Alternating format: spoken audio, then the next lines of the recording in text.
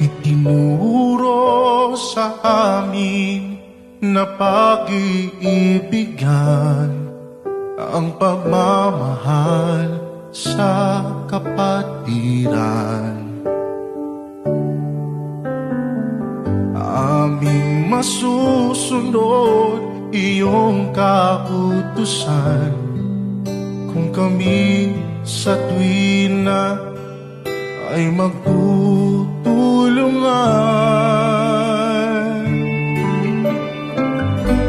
Ama, ay tanggapin namin nakayanan sa katwiran mo'y maging kasangkapan. Sa buhay na ito'y pagkahingain man, may pag-asa doon sa buhay walang hanggan. Aming aawitin ang ibig at dalangin, Ama'y payapin ang aming damdamin. Hirap at panimdim, hindi napiling. Puso't isip ay iyong hipuin.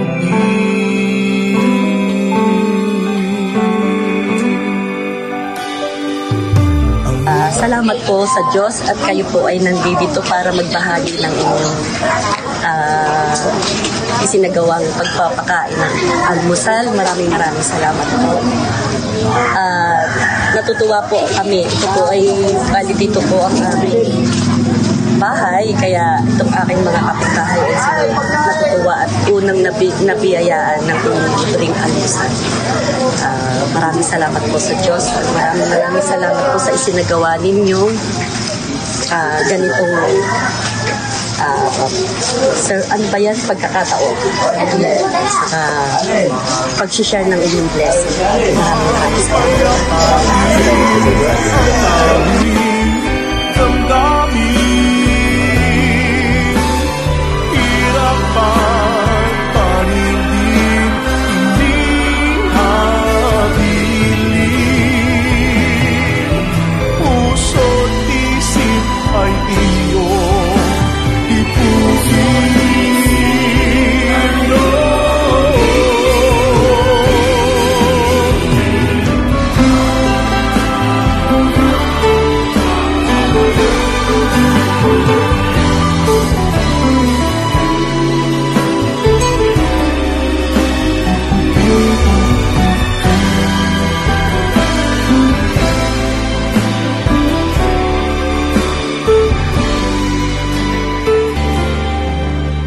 Maraming pasasalamat po ang aming pinahayon sa bumubuo ng MCGI Cares sapagkat ang aming barangay, ang barangay Pilan na napili para sa gawain na katulad nito, ang pamamahagi ng libreng almusal para sa aming mga kabarangay.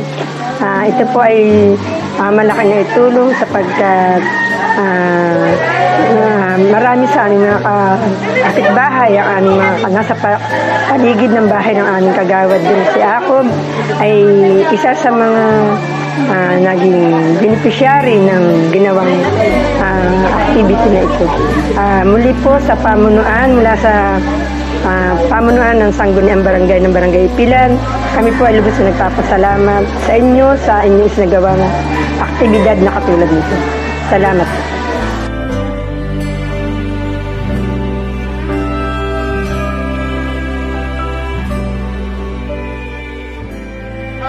Sobrang, nung kasi kami, nag-uusap kami about PLG, sabi ko, magiging masaya to kasi makakagawa na naman kami ng mabuti kahit sa maliit na paraan as kabataan.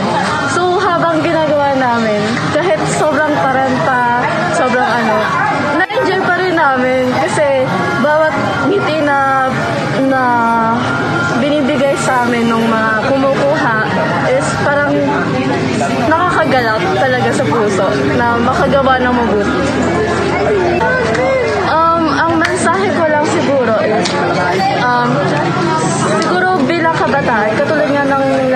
sinasabi na habang bata ka pa, gawin mo na yung mga magagawa mo para sa Diyos. Kasi pag tanda mo, parang hindi mo na to uli magagawa. So habang bata pa, talagang masayang gawin tong mga gawain na to. So yun. Ayun, salamat. Salamat po sa Diyos.